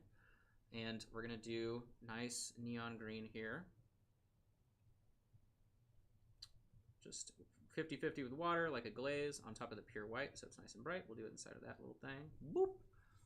Whoa. I figured going very bright would just look good because he has red skin. Carl says imitation is the sincerest form of flattery. Is the... Oh. Wow. Okay. Explains a lot. So I'm going to call you out copying me way more, Spencer. I'm just going to start saying... I'm going to start saying thanks a lot. Like, thank you, Spencer. You're going to be like, for what? I'm like, don't worry about it. I'm going to go in with the teeth here because he's Thiz facing, Mac Dre. And I'm going to hit that little highlight so we can get that going on. He also has some eye action. I'm just going to go with a little bit of a glowy dot like that. Cool. And we got an eye here.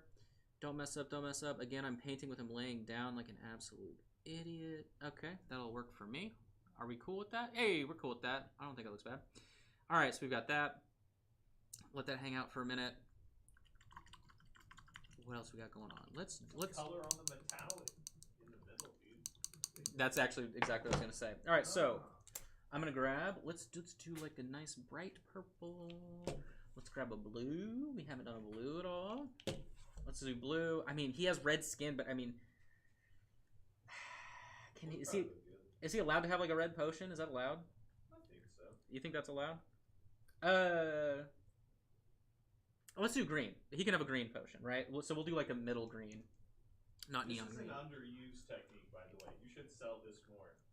Oh. Paint over metallic. Yeah. I like it a lot. If you have glass baubles or anything, I definitely recommend glazing a regular paint on top of it. It just is easier than you, unless you're very comfortable, obviously, simulating like light reflection. Spencer, do you think they like looking at a blank table, dude? You're so comfortable right now. I was very comfortable. he was sitting back here like this. Put some color over the metal. That's that was peanut gallery. That's producer Spencer for you. I'm just messing with it. So yeah, doing that is a lot easier if you're not comfortable building in like volume reflections over glass or anything like that. And guess what? It's still shiny, so who cares? For tabletop and stuff like that, it takes a minute. And you can still do one tiny dot of white, and that sells it even more. Or if you're really crazy and you've got some gloss varnish, you can do that as well on top, and it's even shinier. So there are all kinds of tricks you can do. The miniature I showed off that was the like hunter lady on top of the snow.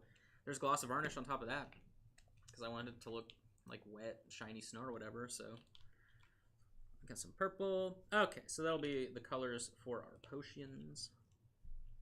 Put the needle, the declogger over here. Yeah, I don't know if it shows up here. If you wanna hop down, can you tell that this is gloss varnish on the snow at all? I think a little. Yeah, our lighting. I saw it just hit right there. Yeah. Oh, yeah. Okay, there you go. Yeah, the lighting in here isn't immediately directly above me because then the camera can't be above me. So getting a reflection on that is kind of tricky. Let me see. I don't know. Yeah, whatever. You can tell it's a little shiny, but that's what we did with her. Okay. So I'm gonna take some blue. Get it thin here. It needs to be a lot thinner than I would typically do. Oh, there it is. It's over here. Okay. And we'll go over this bottle.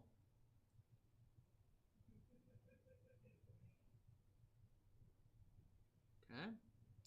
And the reason I went ahead and did the brown straps on top is just because I knew that like the paint that I'm using to tint these isn't going to tint the straps.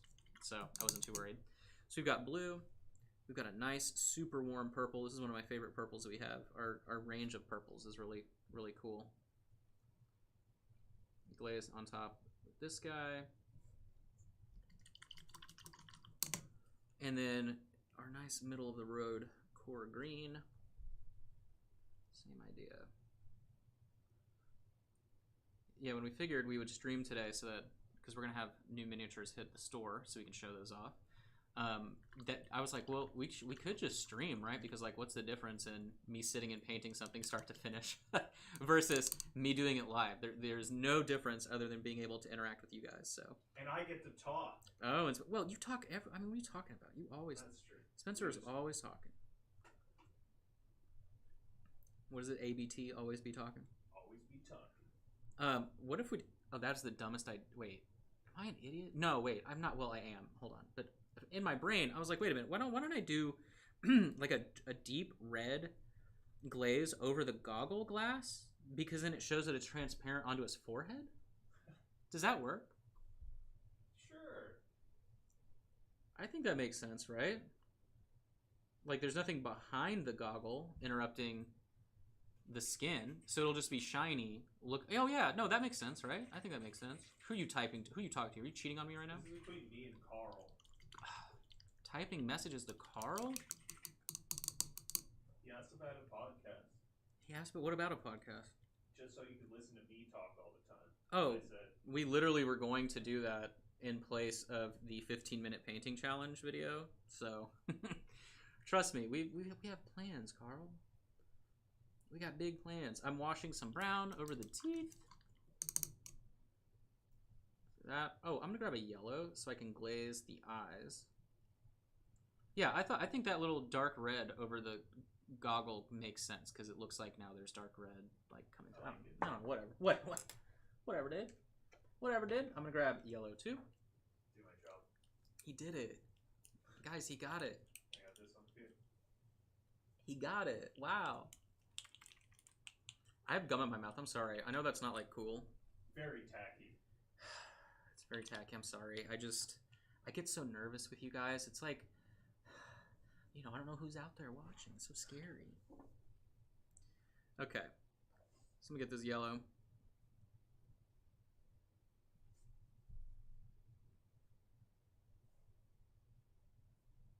You can see the, oh, I wiped it on my thumb. My thumb has red paint, so I don't have yellow. I don't have yellow anymore on the brush. You can see the little tints that we applied on the metal. It just makes it look like little tinted glass. It's super easy. You can try hard if you want to, or you can try and get a mini painted in like an hour and a half. So those are my two options I'm giving you today. So I'm gonna glaze yellow on top of our eye. Make it bright. It's okay if it goes across the edge. Color outside the lines a little bit because it'll just look like you got glowing eyes. You know, you can just be messy. I mean, okay, I'll clean it up. I'm sorry. I tried to Play it off. I tried to play it off. You guys know what's really happening here. I just goofed. Okay. All right, now it's just wet, but we'll have like glowing yellow eye. And all right, let's mess around. Let's do a little rusty mustiness here on his arm. Copper arm. Copper. Yep. Copper. Not bronze. Not bronze. Copper. All right, so I'm gonna make like a semi-wash out of this, and we're gonna apply some of this into the recesses. Scrumbly Dumpus says he would subscribe to the Spence cast. Oh, the Spence. Well, Scrumbly. Okay. Seeing as how I know who you are, all right. I just want to make sure that this input is genuine and not like paid for and sponsored by Spencer, because not that I would put it past him, because I wouldn't put it past him, but I just want to make sure that this is real, actual feedback. Okay. Carl with BAM Behind the Cam, a podcast by Spencer. No, wait, you guys don't realize what you're gonna get. Well, Scrumbly Dumpus does. Scrumbly Dumpus does know what he's gonna get. But here's the thing: you're gonna get Spencer Old man yells at Cloud about so many things. What I'm doing right now, let me actually explain what I'm doing. I'm just going in between some of these little objects, as if, you know, he's so busy artificing, he doesn't have time to make things, you know, not rusty. But look, Spencer's gonna start screaming about like reality TV not being good, or I remember when WoW was good. There's an endless litany of topics that would happen. I come in hot sometimes. Okay, so I'm gonna grab our original color here and not mix in any water this time. I'm gonna be very careful about where I put it, and then I'm gonna reline and volumize the fist. Arm. Doohickey doodad. Oh my god, Spencer. Oh my god. Oh, I'm sorry. That was the worst one. He was watching the stream. That's what just happened. So I watched him stop what he was doing. He leaned back and just looked at the screen as if it was going to automatically... We're doing good. We're having fun. You know what he was doing? See, you guys are causing this. He was daydreaming about the podcast that you're now saying he should have. You be careful what you wish for is all I'm saying. I had a ponder kind of head tilt. Just looking up. Gosh, could you imagine? He's like, there's so many things I could complain about. I could tell you about Shaq. Now, I wasn't complaining about Shaq. And the 4-hour Shaq documentary and how cool Shaq is. Young Amadeus. Yeah. It's just... Young Aristotle. I know, I always say it in a different way. And he's like, Josh, you're not respecting Shaq. Young Aristotle. Yeah, they're... a basketball kid. Essentially, what you'd get is just like a day sitting next to him and working, which isn't bad. I will tell you guys, I do it every day. He is the reason I wake up in the morning. Not my wife or like my family or anything like that. It is Spencer. He's the reason I get up every day, and it's fun. We always have a lot of fun. Causing strife at home. Yeah, I know. Yeah, it's all right. Sorry, Sydney. It's okay. It's all right. So I'm gonna take our original silver here, brighten up our edges. We didn't really have a lot of contrast there, but we'll make it nice and shiny. And I think I actually want to go darker on that tube. So that's what we'll do. I'm going to take our cool black here and glaze over this one more time. Here we go. That's going to look pretty cool.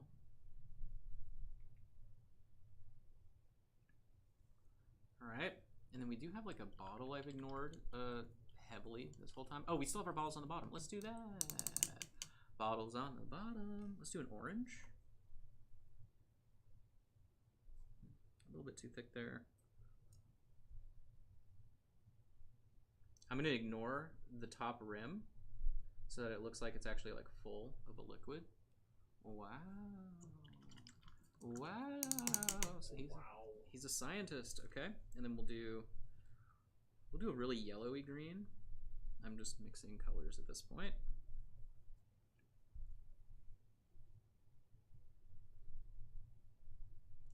Okay. Red, green, blue. Wow. It's just so unpredictable what we're doing here. You never know what you're gonna get. Red, green, blue. Amazing, amazing. Okay. Alright, so he's looking pretty action-packed. And then really, yeah, this, for whatever reason, this entire object I've ignored. So let's go in. I'm going to mix that sort of darker red. Oh my god, I mixed it with the metal paint. Okay, I'm lost on my palette. Deep breaths. Oh gosh, oh gosh, oh gosh. I need to darken this gun. I feel like I can't see the separation, and then I'll highlight it. Okay. So we'll let that dry while I move on to this little canteen at the bottom here. Purple, cool black. Now then, I'm not gonna actually base coat it. I'm just gonna highlight it. So that's the cheat involved here.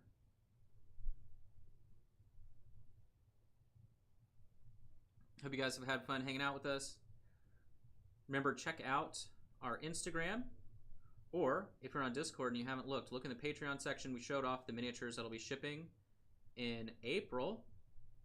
We're super excited about those. We got a robot doggo, best boy. We've got a crazy undead guy with a giant axe that you've already seen, and a Phantom of the Opera style masked orc. Here's this. This is the undead guy. I've been working on him. I think he looks pretty good. Now see, here's the, I don't know. I mean, look, this is me spending like way more time versus this. Not that this is bad. You understand. How, I mean, that's, Spencer and I were joking where it was like, could you imagine where I'm like trying to do all of these things live within like, there's a lot going on that paint job. That's an important thing you're talking about though. I think people's expectations of time. Yeah. And what you can get.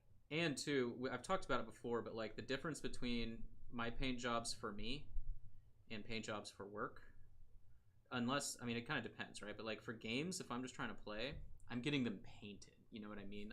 There is no like, oh, I gotta spend 9 hours, like, nope, I do that all day at work. Rather something would be finished than insane looking. All I did was went back, added a darker green to the edges on our cables there. I'm gonna make sort of a weird, gross gray for our stones on the bottom here.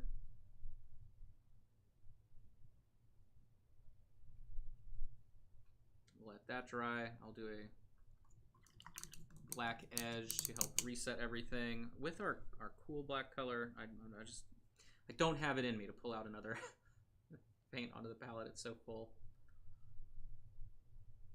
And I'll wash down the gray here momentarily. But I'm definitely pleased. Where are we at on time?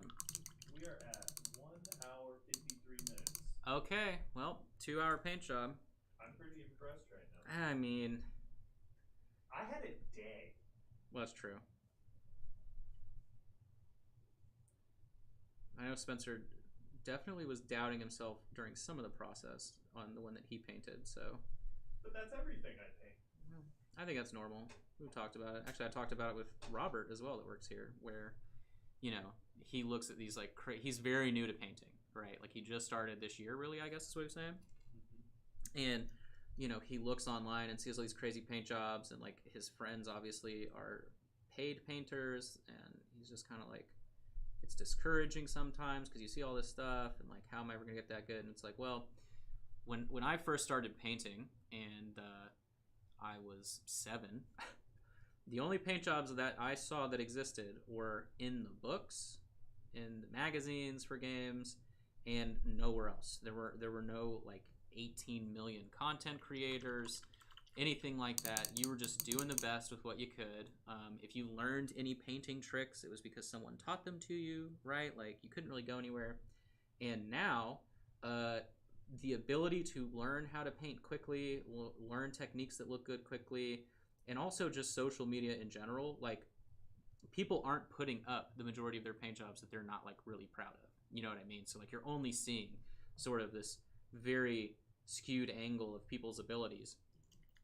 And so it can be discouraging, but I always am very big on saying, like, don't compare yourself to what you see online, because that isn't a real expectation to try and follow at all, because it takes a lot of time and actual paint to get where you can be happy with stuff without caring. So,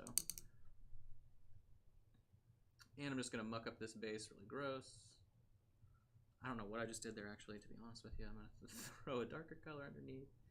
There is so much paint on there now, it is not going to dry within the next 30 minutes. But, okay, 2-hour paint job, how to tackle a bunch of different things, all that jazz. I mean, I don't hate him. Look, Spencer's paint job is so much better, okay? Like double the time. No, I think you had a little bit more time in that too. But, so, you know, spending a whole day painting, making them look rad, versus 2 hours while I'm also having like a mental breakdown because I am technically doing it wasn't even 2 hours though. Showed off minis. Oh, you're right. So you got like an hour and a half. Hour and a half maybe paint job there, yeah. But I'm happy. So these miniatures are always going to be available in the shop. Definitely go grab them if you're interested. So our first month, like I said, we had this guy right here. Do you want to remove the palette cam for me? Yes, sir. Boop, there we go. All right. So we have this guy right here looking really, really awesome. We've got that green techie glow, the artificery glow. We also had our mimic chest. A lot of people have been having fun painting that up. I have seen as well all of the people's slime effects and stuff in Discord and Drool. Really good job. Very impressed. I'm glad you guys got some utility out of that video we put out. We also have our crazy eye beast. I've seen people painting up the eye beast. It looks really good too. Great job, everyone. So proud, so proud. I know I had fun painting it. Yeah, the white pupil is just so unsettling. It's just like, he's coming to get you. And then, that shipped yesterday, okay, went out into the mail. Our this month's minis, we have the awesome Tabaxi. Look at that, him shifting out of his crazy ethereal magic smoke. Really, really awesome paint job. Are currently unfinished because I redid the face. Winter Huntress here. She looks really rad. Again, using color theory between green and purple in our shadows, making it a little bit easier for us to do some nice work.